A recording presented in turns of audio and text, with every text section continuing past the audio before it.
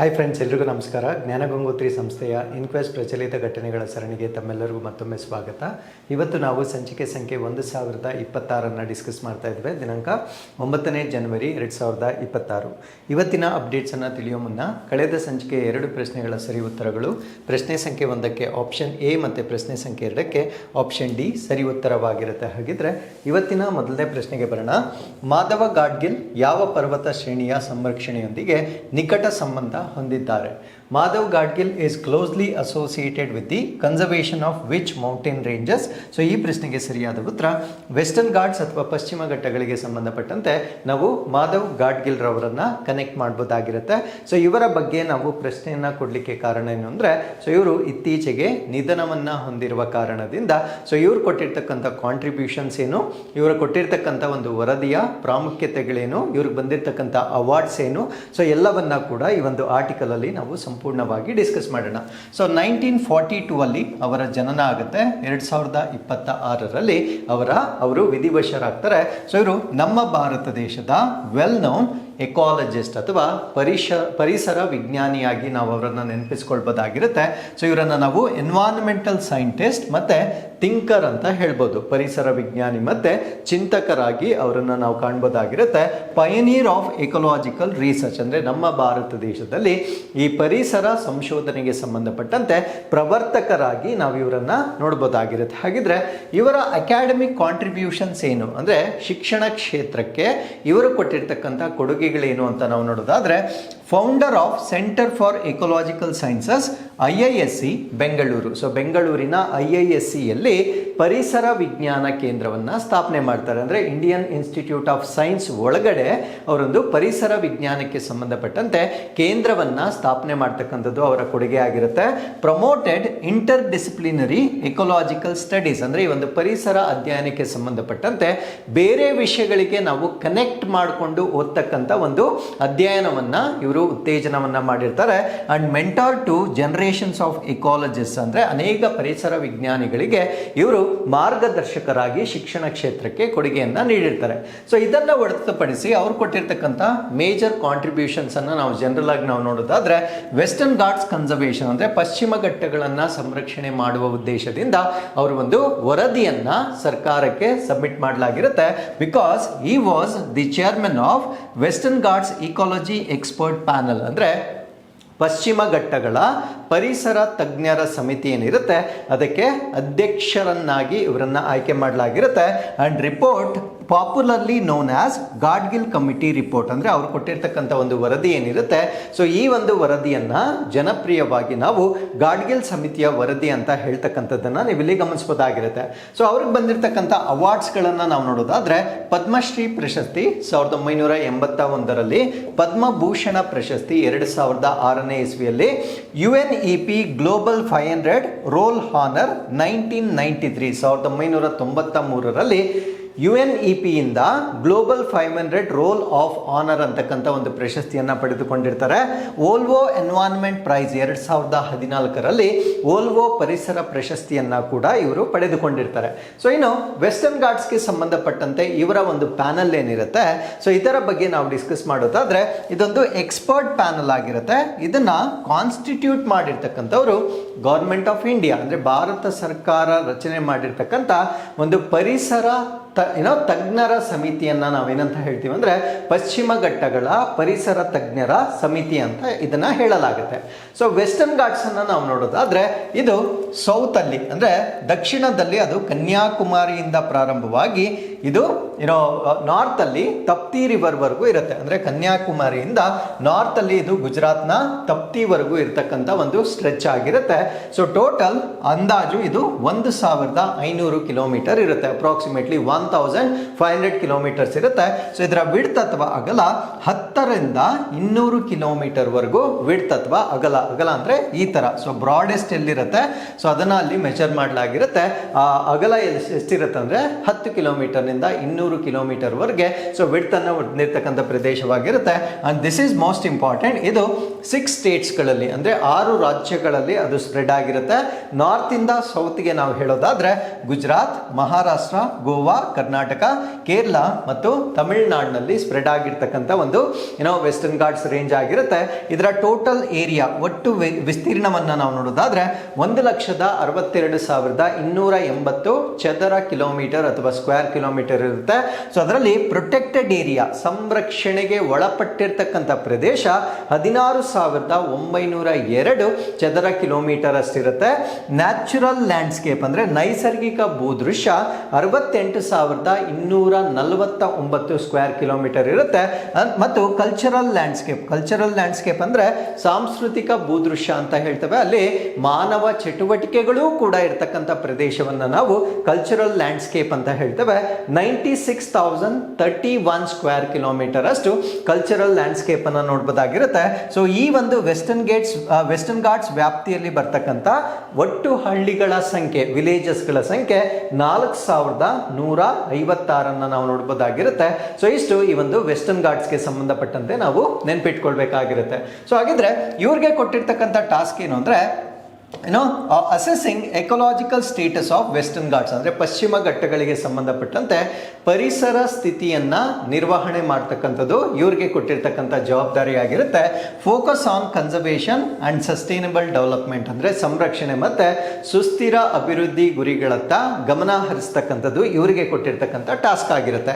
So ಈ ಒಂದು ಕಮಿಟಿಯ ಅಧ್ಯಕ್ಷರನ್ನಾಗಿ ಮಾಧವ್ ಗಾಡ್ಗಿಲ್ ರವರನ್ನ ನೇಮಕ ಮಾಡಲಾಗಿರುತ್ತೆ. ಈ ಸಮಿತಿಯನ್ನ ನೇಮಕ ಮಾಡಿರ್ತಕ್ಕಂಥದ್ದು 2010 ಅಥವಾ 2010 ಮಾಡಲಾಗಿರುತ್ತೆ. ಸೊ ಇಲ್ಲಿ ಒಂದು ಕಾನ್ಸೆಪ್ಟ್ ಬರುತ್ತೆ, ಈಕೋಲಾಜಿಕಲಿ ಸೆನ್ಸಿಟಿವ್ ಏರಿಯಾಸ್ ಅಂತ ಬರುತ್ತೆ. ಪರಿಸರ ಸೂಕ್ಷ್ಮ ವಲಯಗಳು ಅಂತ ಕರೀತೇವೆ. ಈ ಒಂದು ಪರಿಸರ ಸೂಕ್ಷ್ಮ ವಲಯಗಳಲ್ಲಿ ಕೆಲವೊಂದು ಚಟುವಟಿಕೆಗಳನ್ನ ಮಾಡಲಿಕ್ಕೆ ಮಾತ್ರ ಅವಕಾಶ ಇರುತ್ತೆ, ಕೆಲವೊಂದನ್ನ ಕಂಟ್ರೋಲ್ ಮಾಡ್ತಾರೆ, ಕೆಲವೊಂದನ್ನ ರದ್ದು ಮಾಡ್ತಾರೆ. ಸೊ ಈ ರೀತಿಯಾಗಿ ವೆಸ್ಟರ್ನ್ ಘಾಟ್ಸ್ ಅನ್ನ ನಾವು 3 ಝೋನ್ಸ್ ಆಗಿ ಈಕೋಲಾಜಿಕಲ್ ಸೆನ್ಸಿಟಿವ್ ಝೋನ್ 1, 2, 3 ಆಗಿ ಡಿವೈಡ್ ಮಾಡ್ತೇವೆ. ಸೊ ಈ ಒಂದು ಡಿವಿಷನ್ ಮಾಡ್ತಕ್ಕಂಥ ಒಂದು ಜವಾಬ್ದಾರಿಯನ್ನ ಸೊ ಇವರಿಗೆ ನೀಡಲಾಗಿರುತ್ತೆ. And recommend measures for conservation ಅಂದ್ರೆ ವೆಸ್ಟರ್ನ್ ಘಾಟ್ಸ್ ಅನ್ನ ನಾವು ಪ್ರೊಟೆಕ್ಟ್ ಮಾಡಲಿಕ್ಕೆ ಯಾವ ಕ್ರಮಗಳನ್ನ ತೆಗೆದುಕೊಳ್ಳಬೇಕು ಅದನ್ನ ಶಿಫಾರಸು ಮಾಡ್ತಕ್ಕಂಥದ್ದು ಕೂಡ ಇವರ ಜವಾಬ್ದಾರಿಯಾಗಿರುತ್ತೆ. And balance development with environmental protection ಅಂದ್ರೆ ಪರಿಸರವನ್ನ ಸಂರಕ್ಷಣೆ ಮಾಡುವುದರೊಂದಿಗೆ ಅಭಿವೃದ್ಧಿ ಕಾರ್ಯಗಳನ್ನು ಕೂಡ ಸಮತೋಲನಗೊಳಿಸ್ತಕ್ಕಂಥದ್ದು. ಫಾರ್ ಎಕ್ಸಾಂಪಲ್ ಅಲ್ಲಿ ಏನಾದರೂ ನಾವು ಪ್ರಾಜೆಕ್ಟ್ಸ್ ಗಳನ್ನ ಮಾಡೋದಾದ್ರೆ, ಯಾಕಂದ್ರೆ ಸೊ ಅಭಿವೃದ್ಧಿಯನ್ನ ಕೂಡ ನಾವು ಕಡೆಗಣಿಸ್ಲಿಕ್ಕೆ ಆಗೋದಿಲ್ಲ, ಅಟ್ ದ ಸೇಮ್ ಟೈಮ್ ನಾವು ಎನ್ವೈರನ್ಮೆಂಟ್ ಅನ್ನು ಕೂಡ ಪ್ರೊಟೆಕ್ಟ್ ಮಾಡಬೇಕಾಗಿರುತ್ತೆ. ಸೊ ಇವೆರಡನ್ನು ಕೂಡ ನಾವು ಹೇಗೆ ಬ್ಯಾಲೆನ್ಸ್ ಮಾಡಬಹುದು ಅಂತಕ್ಕಂಥ ವರದಿಯನ್ನ ಕೊಡ್ತಕ್ಕಂಥದ್ದು ಇವ್ರಿಗೆ ಕೊಟ್ಟಿದ್ದಂತಹ ಒಂದು ಜವಾಬ್ದಾರಿ ಆಗಿರುತ್ತೆ. ಸೊ ಇನ್ನು ವೆಸ್ಟರ್ನ್ ಘಾಟ್ಸ್ ಬಗ್ಗೆ ನಾವು ತಿಳ್ಕೊಳ್ಳೋದಾದ್ರೆ, ಸೊ ಇದನ್ನ ಯುನೆಸ್ಕೋ ವರ್ಲ್ಡ್ ಹೆರಿಟೇಜ್ ಸೈಟ್ ಅಥವಾ ಯುನೆಸ್ಕೋ ವಿಶ್ವ ಪಾರಂಪರೆಯ ತಾಣಗಳ ಪಟ್ಟಿಗೆ ಸೇರಿಸಿರ್ತಕ್ಕಂಥ ಒಂದು ಸ್ಥಳವಾಗಿರುತ್ತೆ. ಸೊ ಇದು ಬಯೋಡೈವರ್ಸಿಟಿ ಹಾಟ್ಸ್ಪಾಟ್ ಆಗಿರುತ್ತೆ, ಅಂದ್ರೆ ಜೀವ ವೈವಿಧ್ಯತೆ ಬಿಸಿ ತಾಣ ಅಂತ ಹೇಳ್ಬೋದಾಗಿರುತ್ತೆ. ಸೊ ಬಿಸಿ ತಾಣ ಅಂತ ಹೇಳಿದ್ರೆ ಅಲ್ಲಿ ಸಾಕಷ್ಟು ಎಂಡೇಂಜರ್ಡ್ ಸ್ಪೀಶೀಸ್ ಅಥವಾ ಅಳಿವಿನಂಚಿನಲ್ಲಿರುವ ಪ್ರಭೇದಗಳನ್ನ ಹೆಚ್ಚಾಗಿ ಹೊಂದಿರತಕ್ಕಂಥ ಒಂದು ಪ್ರದೇಶವಾಗಿರುತ್ತೆ. ಸೊ ಇದು 6 ರಾಜ್ಯಗಳಲ್ಲಿ ಸ್ಪ್ರೆಡ್ ಆಗಿರುತ್ತೆ. ಆ 6 ರಾಜ್ಯಗಳ ಬಗ್ಗೆ ನಾನು ಈಗಾಗಲೇ ಡಿಸ್ಕಸ್ ಮಾಡಿರ್ತೇನೆ. ಹಾಗಿದ್ರೆ ಇವ್ರು ಕೊಟ್ಟಿರ್ತಕ್ಕಂಥ ಮೇನ್ ರೆಕಮೆಂಡೇಶನ್, ಪ್ರಮುಖ ಶಿಫಾರಸುಗಳು ಏನು ಅಂತ ನಾವು ನೋಡೋದಾದ್ರೆ, entire western ghats to be declared as ecologically sensitive area ಅಂದ್ರೆ ಇಡೀ ಪಶ್ಚಿಮ ಘಟ್ಟಗಳ ಒಂದು ವ್ಯಾಪ್ತಿ ಏನಿರುತ್ತೆ ಅದನ್ನ ಸಂಪೂರ್ಣವಾಗಿ ಪರಿಸರ ಸೂಕ್ಷ್ಮ ವಲಯವಾಗಿ ಘೋಷಣೆ ಮಾಡಬೇಕಂತಕ್ಕಂಥದ್ದು ಇವರು ಕೊಟ್ಟಿರ್ತಕ್ಕಂಥ ವರದಿಯ ಪ್ರಮುಖ ಭಾಗವಾಗಿರುತ್ತೆ. ಸೊ ಅದಾದ್ಮೇಲೆ ಈಕೋಲಾಜಿಕಲ್ ಸೆನ್ಸಿಟಿವ್ ಝೋನ್ 1, ಝೋನ್ 2 ಮತ್ತೆ ಝೋನ್ 3. ಸೊ ನಾನು ಈಗಾಗಲೇ ಹೇಳಿದಾಗೆ ಈ ಪರಿಸರ ಸೂಕ್ಷ್ಮ ವಲಯಗಳನ್ನ ವಲಯವಾರು ವಿಂಗಡಣೆ ಮಾಡ್ತಕ್ಕಂಥದ್ದು. ವಲಯ 1, ವಲಯ 2 ಮತ್ತೆ ವಲಯ 3. ಈ 3 ವಲಯಗಳಲ್ಲಿ ಫಸ್ಟ್ ಝೋನ್ ಏನಿರುತ್ತೆ ಅದಕ್ಕೆ ಹೈಯೆಸ್ಟ್ ಲೆವೆಲ್ ಆಫ್ ಪ್ರೊಟೆಕ್ಷನ್ ಅಥವಾ ಅತ್ಯುನ್ನತ ಸಂರಕ್ಷಣೆಯನ್ನ ನೀಡುವ ರೀತಿಯಲ್ಲಿ ಇವರು ಕೊಟ್ಟಿರ್ತಕ್ಕಂಥ ವರದಿಯ ಒಂದು ಮುಖ್ಯ ಅಂಶವಾಗಿರುತ್ತೆ. ಹಾಗಿದ್ರೆ ಇಲ್ಲಿ ಯಾವ ಚಟುವಟಿಕೆಗಳನ್ನ ಕಟ್ಟುನಿಟ್ಟಾಗಿ ನಿಯಂತ್ರಣ ಮಾಡಲಾಗುತ್ತೆ ಅಥವಾ ಸ್ಟ್ರಿಕ್ಟ್ಲಿ ರೆಗ್ಯುಲೇಷನ್ ಮಾಡ್ತಕ್ಕಂಥ ಆಕ್ಟಿವಿಟೀಸ್ ಯಾವ್ದ್ಯಾವ್ದು ಅಂದ್ರೆ ಮೈನಿಂಗ್ ಅಥವಾ ಗಣಿಗಾರಿಕೆಯನ್ನ ಮಾಡ್ತಕ್ಕಂಥದ್ದು, ಕ್ವಾರಿಯಿಂಗ್ ಅಥವಾ ಕಲ್ಲು ಗಣಿಗಾರಿಕೆ ಅಂದ್ರೆ ಬೆಟ್ಟವನ್ನ ಕೊರಿತಕ್ಕಂಥದ್ದು, ಲಾರ್ಜ್ ಡ್ಯಾಮ್ಸ್ ದೊಡ್ಡದಾದ ಅಣೆಕಟ್ಟುಗಳನ್ನ ನಿರ್ಮಾಣ ಮಾಡ್ತಕ್ಕಂಥದ್ದು, ಪೊಲ್ಯೂಟಿಂಗ್ ಇಂಡಸ್ಟ್ರೀಸ್ ಮಾಲಿನ್ಯಕಾರಕ ಕೈಗಾರಿಕೆಗಳನ್ನ ನಿಯಂತ್ರಣ ಮಾಡ್ತಕ್ಕಂಥ ಶಿಫಾರಸುಗಳನ್ನ ನೀಡಲಾಗುತ್ತೆ. ಹಾಗಿದ್ರೆ ವಾಟ್ ವಾಸ್ ದಿ ಔಟ್ಕಮ್ ಅಂದ್ರೆ ಇವರು ಕೊಟ್ಟಿರ್ತಕ್ಕಂಥ ಒಂದು ವರದಿಯ ಫಲಿತಾಂಶ ಏನಿತ್ತು ಅಂತ ನಾವು ನೋಡೋದಾದ್ರೆ, ರಿಪೋರ್ಟ್ ಸಬ್ಮಿಟೆಡ್ ಇನ್ 2011 2011ರಲ್ಲಿ ಅವರು ತಮ್ಮ ವರದಿಯನ್ನ ಸಲ್ಲಿಸ್ತಾರೆ. Faced resistance from some states, ಅಂದರೆ ಕೆಲವೊಂದು ರಾಜ್ಯಗಳು ಈ ಒಂದು ವರದಿಯನ್ನು ಅವರು ಪ್ರತಿರೋಧವನ್ನು ಮಾಡಿರ್ತಕ್ಕಂಥದ್ದು ಕೂಡ ರಿಪೋರ್ಟ್ ಆಗಿರುತ್ತೆ. So later led to the formation of Kasturirangan committee. So ಈ ಒಂದು ವರದಿಯನ್ನು ಸರ್ಕಾರಕ್ಕೆ ಸಬ್ಮಿಟ್ ಮಾಡಿದ ನಂತರ ಬಹುತೇಕ ರಾಜ್ಯಗಳು ಇದನ್ನು ರಿಜೆಕ್ಟ್ ಮಾಡುತ್ತೆ. ಕಾರಣ ಏನು ಅಂದರೆ, ಸೊ ಇವರು ಎಂಟೈರ್ ವೆಸ್ಟರ್ನ್ ಘಾಟ್ಸನ್ನು ಈಕೋಲಾಜಿಕಲಿ ಸೆನ್ಸಿಟಿವ್ ಏರಿಯಾ ಆಗಿ ಡಿಕ್ಲೇರ್ ಮಾಡ್ತಕ್ಕಂಥದ್ದು ಇವರ ವರದಿಯ ಒಂದು ಪ್ರಮುಖ ಅಂಶವಾಗಿರುತ್ತೆ. ಅಂಡ್ ಯಾವುದೇ ರಾಜ್ಯಕ್ಕೂ ಡೆವಲಪ್ಮೆಂಟನ್ನು ಅವರು they cannot sacrifice development. So ಈ ಒಂದು ಕಾರಣದಿಂದ ಈ ವರದಿಯನ್ನು ರಿಜೆಕ್ಟ್ ಮಾಡಲಾಗುತ್ತೆ. ಅದಾದಮೇಲೆ ಇವರು ಕೊಟ್ಟಿರ್ತಕ್ಕಂಥ ವರದಿಯನ್ನು ರೀಕನ್ಸಿಡರ್ ಮಾಡಿ ಎವ್ಯಾಲ್ಯೂಯೇಟ್ ಮಾಡಿ ಇನ್ನೊಂದು ಹೊಸದಾದ ವರದಿಯನ್ನು ಕೊಡುವ ಕಾರಣದಿಂದ ಕಸ್ತೂರಿ ರಂಗನ್ ಕಮಿಟಿಯನ್ನು ನೇಮಕ ಮಾಡಲಾಗುತ್ತೆ. ಹಾಗಿದ್ರೆ ಕಸ್ತೂರಿ ರಂಗನ್ ಕಮಿಟಿಯ ಬಗ್ಗೆ ಕೂಡ ಈ ಒಂದು ಆರ್ಟಿಕಲ್ ಅಲ್ಲಿ ನಾವು ಡಿಸ್ಕಸ್ ಮಾಡೋದಾದ್ರೆ, ಸೊ ಇದನ್ನ high level working group on western Ghats ಅಂತ ಹೇಳ್ತೇವೆ. ಅಂದ್ರೆ ಪಶ್ಚಿಮ ಘಟ್ಟಗಳಿಗೆ ಸಂಬಂಧಪಟ್ಟಂತೆ ಉನ್ನತ ಮಟ್ಟದ ಕಾರ್ಯ ಗುಂಪು ಅಂತ ಹೇಳ್ಬೋದಾಗಿರುತ್ತೆ. ಸೊ ಈ ಒಂದು ಗುಂಪನ್ನು ಕೂಡ constituted by government of India, Bharat ಸರ್ಕಾರನೇ ಇದನ್ನು ಕೂಡ ರಚನೆ ಮಾಡ್ತಕ್ಕಂಥದ್ದು. ಸೊ ಇದರ ಉದ್ದೇಶ ಏನಾಗಿತ್ತು ಅಂದ್ರೆ, review recommendations of Gadgil committee, ಅಂದ್ರೆ ಗಾಡ್ಗಿಲ್ ಸಮಿತಿ ಕೊಟ್ಟಿರ್ತಕ್ಕಂಥ ಶಿಫಾರಸುಗಳೇನಿರುತ್ತೆ ಅದನ್ನ ಪರಿಶೀಲನೆ ಮಾಡ್ತಕ್ಕಂಥ ಒಂದು ಟಾಸ್ಕ್ ಅನ್ನ ಈ ಒಂದು ಕಮಿಟಿಗೆ ನೀಡಲಾಗುತ್ತೆ. ಸೊ ಈ ಕಮಿಟಿಯ ಅಧ್ಯಕ್ಷರು ಕೆ ಕಸ್ತೂರಿ ರಂಗನ್ ಇದರ ಅಧ್ಯಕ್ಷರಾಗಿರ್ತಾರೆ. ಸೊ ಇವರು ಫಾರ್ಮರ್ ಚೇರ್ಮನ್ ಆಫ್ ಇಸ್ರೋದ ಮಾಜಿ ಅಧ್ಯಕ್ಷರಾಗಿ ಕೂಡ ಇವರು ಸೇವೆಯನ್ನು ಸಲ್ಲಿಸಿರ್ತಾರೆ. ಸೊ ಈ ಒಂದು ಕಮಿಟಿಯನ್ನ ಸ್ಥಾಪನೆ ಮಾಡಿರ್ತಕ್ಕಂಥದ್ದು ವರ್ಷ 2012ರಲ್ಲಿ ಇದನ್ನ ಸ್ಥಾಪನೆ ಮಾಡ್ತಾರೆ. ಸೊ ಉದ್ದೇಶ ನಾನು ಮುಂಚೆನೆ ಹೇಳಿದಾಗೆ ಇವರು ಶಿಫಾರಸುಗಳನ್ನ ಆಲ್ರೆಡಿ ಮಾಡಿರ್ತಕ್ಕಂಥ ಶಿಫಾರಸುಗಳನ್ನ ಪರಿಶೀಲನೆ ಮಾಡ್ತಕ್ಕಂಥದ್ದು and to come to a balance between cultural landscape ಮತ್ತೆ natural landscape. I mean to say ಪರಿಸರ ಮತ್ತೆ ಅಭಿವೃದ್ಧಿ ಇವೆರಡರ ಮಧ್ಯ ಒಂದು ಸಮತೋಲನವನ್ನ ಕಾಪಾಡುವ ಉದ್ದೇಶದಿಂದ ಕಸ್ತೂರಿ ರಂಗನ್ ಕಮಿಟಿಯನ್ನ ಮತ್ತೊಮ್ಮೆ ನೇಮಕ ಮಾಡಲಾಗುತ್ತೆ. ಅದರ ಜೊತೆಗೆ provide a more pragmatic and implementable framework. ಯಾಕಂದ್ರೆ ಸೊ ಗಾಡ್ಗಿಲ್ ಕಮಿಟಿ ಶಿಫಾರಸುಗಳನ್ನ ಸಾರಾಸಗಟಾಗಿ ರಿಜೆಕ್ಟ್ ಮಾಡಲಾಗಿರುತ್ತೆ. ಬಿಕಾಸ್ ಬರೀ ಪ್ರೊಟೆಕ್ಷನ್ಗೆ ಅವರು ಪ್ರಾಮುಖ್ಯತೆಯನ್ನು ಕೊಟ್ಟಿದ್ದಾರೆ, ಡೆವಲಪ್ಮೆಂಟ್ಗೆ ಯಾವುದೇ ರೀತಿಯ ಪ್ರಾವಿಷನ್ಸ್ ಅನ್ನ ನೀಡಿಲ್ಲ ಅನ್ನುವ ಕಾರಣವಾಗಿರುತ್ತೆ. ಬಟ್ ಇವ್ರಿಗೆ ಹೇಳಿರ್ತಕ್ಕಂಥ ಟಾಸ್ಕ್ ಏನು ಅಂದರೆ, ಪ್ರಾಕ್ಟಿಕಲಿ ಪಾಸಿಬಲ್ ಅಂದರೆ ಕೇವಲ ರಿಪೋರ್ಟನ್ನು ಕೊಡ್ತಕ್ಕಂಥದ್ದಲ್ಲ, ಪ್ರಾಯೋಗಿಕವಾಗಿ ಅದನ್ನು ಅನುಷ್ಠಾನ ಮಾಡಲು ಯೋಗ್ಯವಾಗಿರಬೇಕು ಅಂತಕ್ಕಂಥದ್ದು ಇವ್ರಿಗೆ ಕೊಟ್ಟಿರ್ತಕ್ಕಂಥ ಟಾಸ್ಕ್ ಆಗಿರುತ್ತೆ. And identify ecologically sensitive areas ಅಂದರೆ ಪರಿಸರ ಸೂಕ್ಷ್ಮ ವಲಯಗಳನ್ನು ಗುರುತಿಸ್ತಕ್ಕಂಥ ಒಂದು ಟಾಸ್ಕನ್ನು ಇವ್ರಿಗೆ ನೀಡಲಾಗಿರುತ್ತೆ. ಸೊ ಇವ್ರು ಕೊಟ್ಟಿರ್ತಕ್ಕಂಥ ಮೇನ್ ರೆಕಮೆಂಡೇಶನ್ಸ್ ಅಥವಾ ಶಿಫಾರಸುಗಳನ್ನು ನೋಡೋದಾದರೆ, only 37% of the Western Ghats to be declared ecologically sensitive area. ಅಂದರೆ ಕೇವಲ 37% ಪಶ್ಚಿಮ ಘಟ್ಟಗಳನ್ನು ಪರಿಸರ ಸೂಕ್ಷ್ಮ ವಲಯವೊಂದು ವಿಂಗಡಣೆ ಮಾಡ್ತಕ್ಕಂಥ ಒಂದು ಶಿಫಾರಸನ್ನು ನೀಡಲಾಗುತ್ತೆ. ಸೊ ಇದರಿಂದ ಆಚೆ ಇಟ್ಟಿರ್ತಕ್ಕಂಥ ಪ್ರದೇಶಗಳು ಅಂದರೆ ಈ ಈಕೋಲಾಜಿಕಲಿ ಸೆನ್ಸಿಟಿವ್ ಏರಿಯಾಸ್, ಆ ವ್ಯಾಪ್ತಿಯಿಂದ ಹೊರಗಿಟ್ಟಿರ್ತಕ್ಕಂಥ ಪ್ರದೇಶಗಳು ಯಾವುದು ಅಂದರೆ ಕಲ್ಚರಲ್ ಲ್ಯಾಂಡ್ಸ್ಕೇಪ್, ಸಾಂಸ್ಕೃತಿಕ ಭೂದೃಶ್ಯಗಳು. I mean to say place where people are residing ಅಂದರೆ ಜನರು ವಾಸ ಮಾಡ್ತಕ್ಕಂಥ ಪ್ರದೇಶಗಳನ್ನು exclusive economic I mean ecologically sensitive ಏರಿಯಾದಿಂದ ಹೊರಗಡೆ ಇಡಲಿಕ್ಕೆ ಶಿಫಾರಸು ಮಾಡ್ತಾರೆ.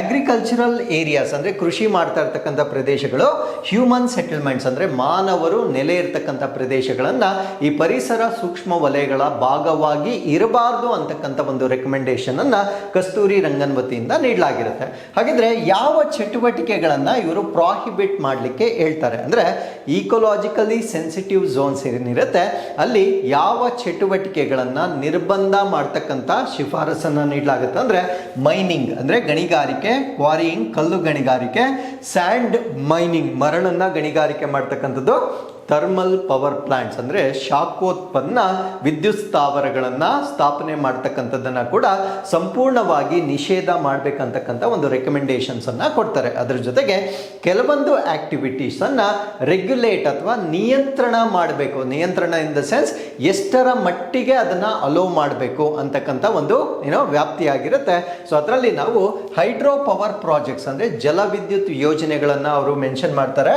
ಇನ್ಫ್ರಾಸ್ಟ್ರಕ್ಚರ್ ಡೆವಲಪ್ಮೆಂಟ್ ಅಥವಾ ಮೂಲಸೌಕರ್ಯ ಅಭಿವೃದ್ಧಿ ಯೋಜನೆಗಳನ್ನ ಕೂಡ ರೆಗ್ಯುಲೇಟೆಡ್ ಆಕ್ಟಿವಿಟೀಸ್ ನ ಅಡಿಯಲ್ಲಿ ನಾವು ನೋಡಬಹುದಾಗಿರುತ್ತೆ. ನಾವು what is the difference between Gadgil committee and Kasturirangan? Gadgil ಮತ್ತೆ ಕಸ್ತೂರಿ ರಂಗನ್ ಈ ಇಬ್ಬರು ಸಮಿತಿಗಳು ಕೊಟ್ಟಿರ್ತಕ್ಕಂಥ ಒಂದು ವರದಿಗಳಲ್ಲಿ ಅಥವಾ ಶಿಫಾರಸುಗಳಲ್ಲಿ ಇರ್ತಕ್ಕಂಥ ಪ್ರಮುಖ ವ್ಯತ್ಯಾಸಗಳು ಏನು ಅಂತ ನಾವು ನೋಡೋದಾದ್ರೆ, ಮೋರ್ ಡೆವಲಪ್ಮೆಂಟ್ ಫ್ರೆಂಡ್ಲಿ ಅಂದ್ರೆ ಗಾಡ್ಗಿಲ್ ಕಮಿಟಿ ಕೊಟ್ಟಿರ್ತಕ್ಕಂಥ ಕಸ್ತೂರಿ ರಂಗನ್ ಕೊಟ್ಟಿರ್ತಕ್ಕಂಥದ್ದು ಹೆಚ್ಚು ಅಭಿವೃದ್ಧಿ ಸ್ನೇಹಿ ಆಗಿತ್ತು. ಅಂದರೆ ಎನ್ವೈರನ್ಮೆಂಟ್ಗಿಂತ ಜಾಸ್ತಿ ಈ ಒಂದು ಡೆವಲಪ್ಮೆಂಟ್ಗೆ ಹೆಚ್ಚಿನ ಆದ್ಯತೆಯನ್ನು ನೀಡಲಾಗುತ್ತೆ.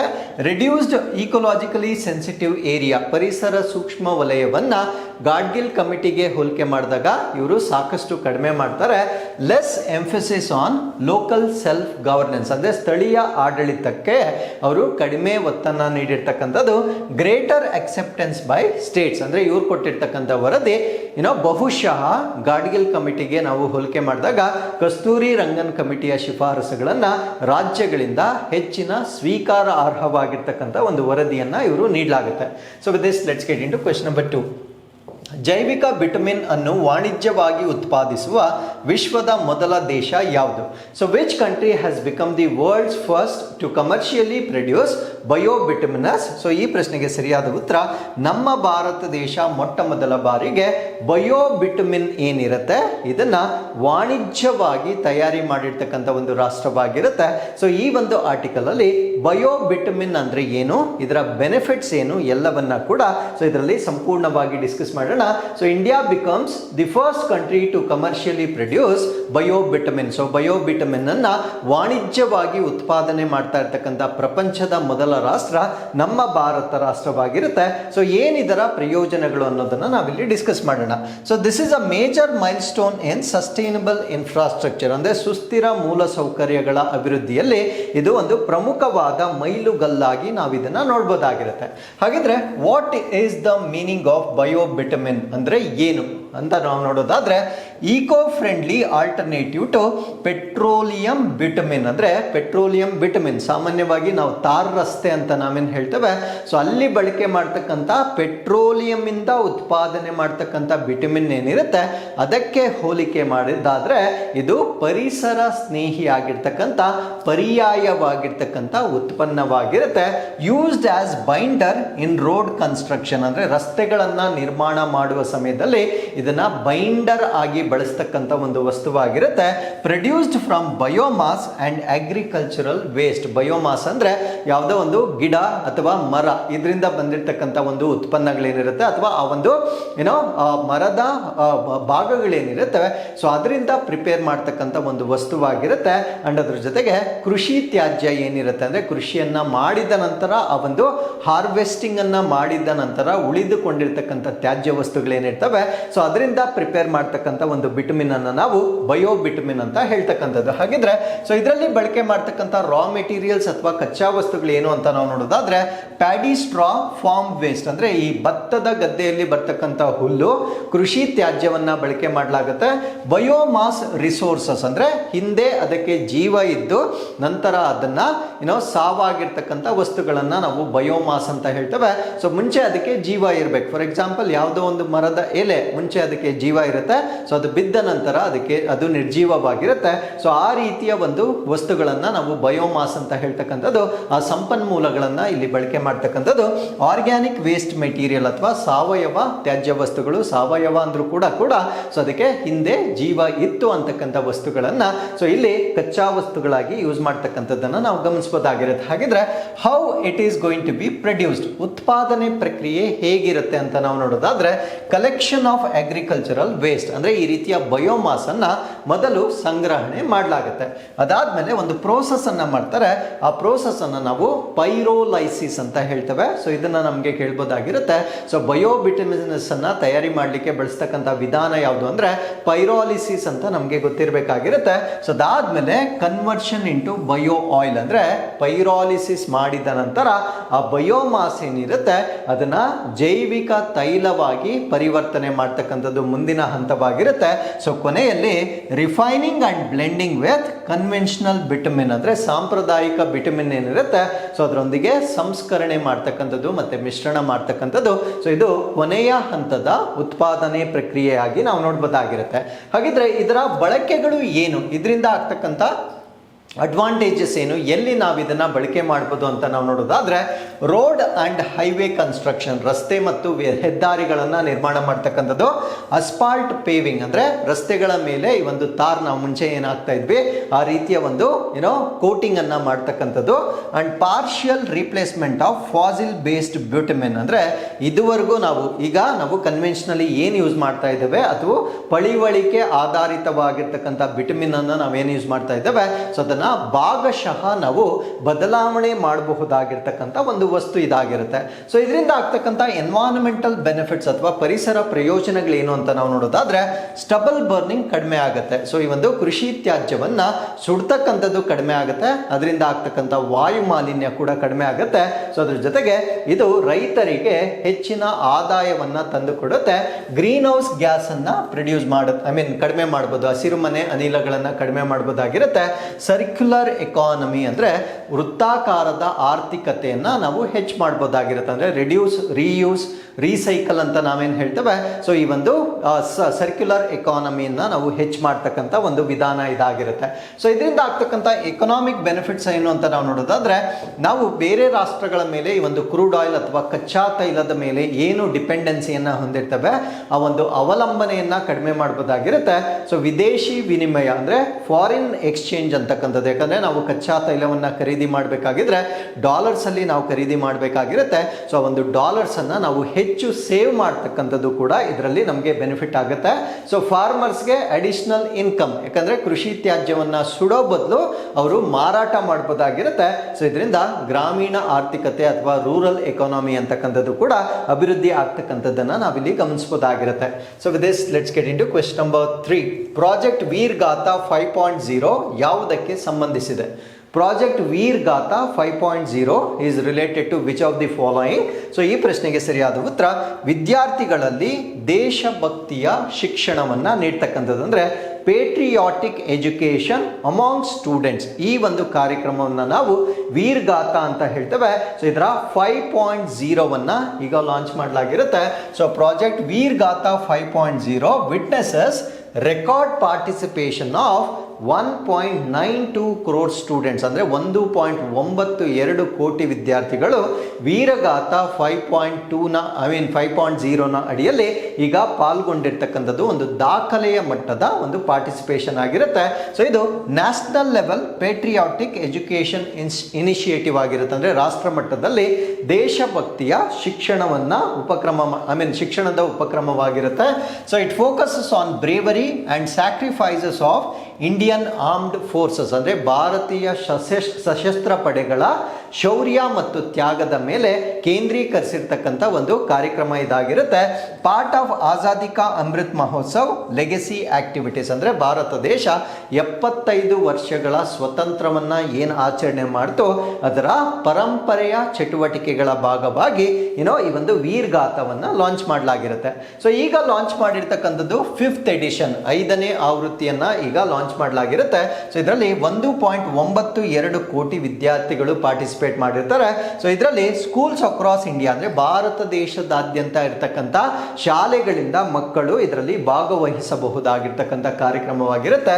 ಸೊ ಇದರಲ್ಲಿ ಗೌರ್ಮೆಂಟ್ ಸ್ಕೂಲ್ ಮಕ್ಕಳು, ಪ್ರೈವೇಟ್ ಖಾಸಗಿ ಶಾಲೆಯ ವಿದ್ಯಾರ್ಥಿಗಳು, ಕೇಂದ್ರೀಯ ವಿದ್ಯಾಲಯದ ವಿದ್ಯಾರ್ಥಿಗಳು, ಅದರ ಜೊತೆಗೆ ಜವಾಹರ್ ನವೋದಯ ವಿದ್ಯಾಲಯಗಳ ವಿದ್ಯಾರ್ಥಿಗಳು ಕೂಡ ಸೊ ಇದರಲ್ಲಿ ಪಾರ್ಟಿಸಿಪೇಟ್ ಮಾಡಲಿಕ್ಕೆ ಅವಕಾಶವನ್ನು ನೀಡಲಾಗಿರುತ್ತೆ. ಸೊ ಏನಿದರ ಆಬ್ಜೆಕ್ಟಿವ್ಸ್ ಅಥವಾ ಉದ್ದೇಶ ಏನು ಅಂತ ನಾವು ನೋಡೋದಾದ್ರೆ, ಸೊ ನಮ್ಮ ಭಾರತ ದೇಶದ ಮಕ್ಕಳಲ್ಲಿ ದೇಶಭಕ್ತಿ ಮತ್ತು ರಾಷ್ಟ್ರೀಯ ಹೆಮ್ಮೆಯನ್ನು, ಪೇಟ್ರಿಯಾಟಿಸಮ್ ಮತ್ತು ನ್ಯಾಷನಲ್ ಪ್ರೈಡನ್ನು ಇನ್ಸ್ಟಿಲ್ ಮಾಡ್ತಕ್ಕಂಥದ್ದು ಇದರ ಉದ್ದೇಶವಾಗಿರುತ್ತೆ. Educate students about gallantry award winners, ಅಂದರೆ ಶೌರ್ಯ ಪ್ರಶಸ್ತಿಗಳನ್ನು ವಿಜೇತರಾಗಿರ್ತಕ್ಕಂಥವರ ಬಗ್ಗೆ ವಿದ್ಯಾರ್ಥಿಗಳಿಗೆ ಅರಿವನ್ನು ಮೂಡಿಸ್ತಕ್ಕಂಥದ್ದು ಇದರ ಉದ್ದೇಶವಾಗಿರುತ್ತೆ. And promote awareness of India's defence force, ಅಂದರೆ ನಮ್ಮ ಭಾರತ ದೇಶದ ರಕ್ಷಣಾ ಪಡೆಗಳ ಬಗ್ಗೆ ವಿದ್ಯಾರ್ಥಿಗಳಿಗೆ ಜಾಗೃತಿಯನ್ನು ಮೂಡಿಸ್ತಕ್ಕಂಥದ್ದು.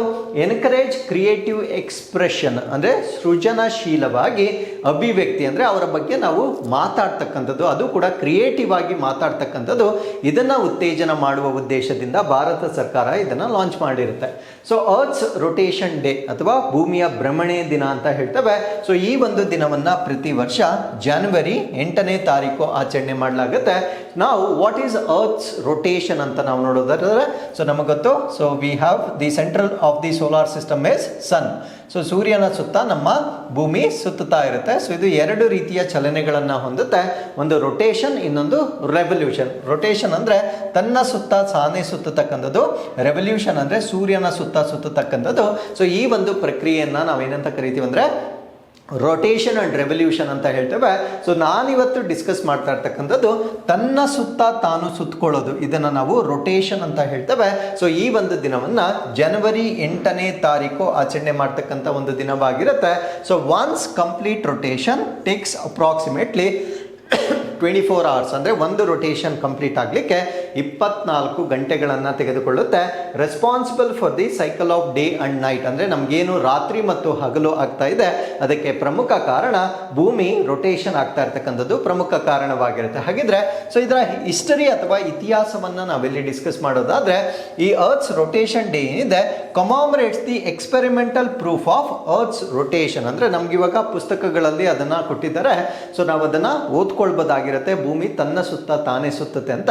ಬಟ್ ಇದನ್ನು ಡಿಸ್ಕವರಿ ಮಾಡುವುದು ಒಂದು ಇನ್ವೆನ್ಷನ್ ಆಗಿರುತ್ತೆ, ಅಥವಾ ಒಂದು they will have to do lot of experimentation ಮಾಡಬೇಕಾಗಿರುತ್ತೆ. ಸೊ ಭೂಮಿ ತಿರುಗುತ್ತೆ, ಪ್ರಾಕ್ಟಿಕಲಿ ಅದನ್ನು ಪ್ರೂವ್ ಮಾಡಿರ್ತಕ್ಕಂಥ ಒಂದು ದಿನವನ್ನು ಸ್ಮರಿಸಿಕೊಳ್ತಕ್ಕಂಥ ಒಂದು ದಿನಾಂಕವನ್ನು ನಾವು ಅರ್ತ್ಸ್ ರೊಟೇಷನ್ ಡೇ ಅಂತ ಹೇಳ್ತೇವೆ. So it is link to the Foucault pendulum experiment. ಅಂದರೆ 1851ರಲ್ಲಿ ಫಾಕಾಲ್ಟ್ ಲೋಲಕ ಪ್ರಯೋಗವನ್ನು ಮಾಡಲಾಗುತ್ತೆ. ಆ ಪ್ರಯೋಗಕ್ಕೆ ಸಂಬಂಧಪಟ್ಟಿರ್ತಕ್ಕಂಥ ದಿನವಾಗಿ ನಾವು ಇದನ್ನು ಆಚರಣೆ ಮಾಡ್ತಾ ಇದ್ದೇವೆ. So Leon Foucault demonstrated that earth rotates independently beneath the swinging pendulum. ಅಂದರೆ ಈ ಒಂದು ಭೂಮಿ ತನ್ನಷ್ಟಕ್ಕೆ ತಾನೇ ಸುತ್ತುತ್ತಿದೆ ಎನ್ನುವುದನ್ನು ಪ್ರೂವ್ ಮಾಡಿರ್ತಕ್ಕಂಥ ವಿಜ್ಞಾನಿ ಯಾರು ಅಂದರೆ ಲಿಯಾನ್ ಫಾಕಾಲ್ಟ್ ಅಂತ ಹೇಳ್ತೇವೆ. ಸೊ ಇವರು ಸ್ವತಂತ್ರವಾಗಿ ಭೂಮಿ ತಿರುಗುತ್ತಿದೆ ಅನ್ನೋದನ್ನು ಪ್ರಾಯೋಗಿಕವಾಗಿ ಇವರು ಪ್ರೂವ್ ಮಾಡಿರ್ತಕ್ಕಂಥ ವಿಜ್ಞಾನಿ ಆಗಿರ್ತಾರೆ. So January 8 marks the period when this concept gain wider scientific recognition. ಅಂದರೆ ಈ ಒಂದು ಜನವರಿ 8ನೇ ತಾರೀಕು ಏನಿದೆ ಇದು ಯಾವ ದಿನಾಂಕವನ್ನು ಗುರುತಿಸುತ್ತೆ ಅಂದರೆ, ಸೊ ಇವರೇನು ಈ ಸಿದ್ಧಾಂತವನ್ನು ಪ್ರಪೋಸ್ ಮಾಡಿರ್ತಾರೆ ಅದು ಅತ್ಯಂತ ವ್ಯಾಪಕವಾಗಿ ಅಂಗೀಕಾರವಾಗಿರ್ತಕ್ಕಂಥ ಒಂದು ದಿನವನ್ನು ಸೂಚಿಸ್ತಕ್ಕಂಥ ಒಂದು ದಿನವಾಗಿ ನಾವು ಇದನ್ನು ನೋಡ್ಬೋದಾಗಿರುತ್ತೆ. ಸೊ ಇದರ ಸಿಗ್ನಿಫಿಕೆನ್ಸ್ ನಮ್ಗೆ ಆಲ್ರೆಡಿ ಗೊತ್ತಾಗಿದೆ. ಸೊ ಡೇ ಅಂಡ್ ನೈಟ್ ಆಗ್ತಕ್ಕಂಥದ್ದು ರೊಟೇಷನ್ನ ಕಾರಣದಿಂದ. ಸೊ ಟೈಮ್ ಡಿಫ್ರೆನ್ಸ್ ಮತ್ತು ಟೈಮ್ ಝೋನ್, ಅಂದರೆ ಬೇರೆ ಬೇರೆ ರಾಷ್ಟ್ರಗಳಲ್ಲಿ ಸಮಯದ ವ್ಯತ್ಯಾಸಗಳಿರುತ್ತೆ, ಸಮಯದ ವಲಯಗಳು ಕೂಡ ಇರುತ್ತೆ. ಸೊ ಇದೆಲ್ಲ ಕೂಡ ಈ ಒಂದು ರೊಟೇಷನ್ಗೆ ಸಂಬಂಧಪಟ್ಟಂತೆ. Then influences weather patterns and ocean currents, ಅಂದರೆ ಹವಾಮಾನ ಮಾದರಿಗಳು, ಸಾಗರ ಪ್ರವಾಹಗಳು ಕೂಡ ಈ ಒಂದು ರೊಟೇಷನ್ ಮೇಲೆ ಡಿಪೆಂಡ್ ಆಗಿರುತ್ತೆ. ಇನ್ನೊಂದು ಕೋರಿಯಾಲಿಸಿಸ್ ಫೋರ್ಸ್ ಅಂತ ಹೇಳ್ತೇವೆ. ಇವನ್ ಕೋರಿಯಾಲಿಸಿಸ್ ಫೋರ್ಸ್ ಕೂಡ ಭೂಮಿಯ ತಿರುಗುವಿಕೆಗೆ ಅಥವಾ ರೊಟೇಷನ್ಗೆ ಸಂಬಂಧಪಟ್ಟಿದ್ದು. And essential for life's biological rhythms, ಅಂದರೆ ಜೀವಿಗಳ ಜೈವಿಕ ಲಯಗಳಿಗೆ ಇದು ಅವಶ್ಯಕವಾಗಿರುತ್ತೆ. ಅದನ್ನು ನಾವು ಬಯೋಲಾಜಿಕಲ್ ಕ್ಲಾಕ್ ಅಂತ ಹೇಳ್ತೇವೆ. ಸೊ ಯಾವಾಗ ನಾವು ಎದ್ದೇಳಬೇಕು, ಯಾವಾಗ ನಾವು ಆಕ್ಟಿವ್ ಇರಬೇಕು, when we are suppose to sleep. So ಇವೆಲ್ಲ ಕೂಡ ಭೂಮಿಯ ರೊಟೇಷನ್ ಒಂದಿಗೆ ನಮ್ಮ ಜೀವನ ಶೈಲಿಯನ್ನು ನಾವು ಅಡಾಪ್ಟ್ ಮಾಡ್ಕೊಂಡಿರ್ತೇವೆ. ಸೊ ಇದಕ್ಕೆಲ್ಲ ಕೂಡ ಭೂಮಿಯ ರೊಟೇಷನ್ ಅಂತಕ್ಕಂಥದ್ದು ಕಾರಣವಾಗಿರುತ್ತೆ. So with this we have come to inquest challenge number 1026. You can just pause the video here. So this is question number 1 and this is question number 2. ಇಲ್ಲಿಗೆ ಸೊ ಇವತ್ತಿನ ಎಲ್ಲ updates complete ಆಗಿರುತ್ತೆ. So once again I will meet you with next updates. Till then, keep reading, take care of yourselves, and thank you very much for watching this.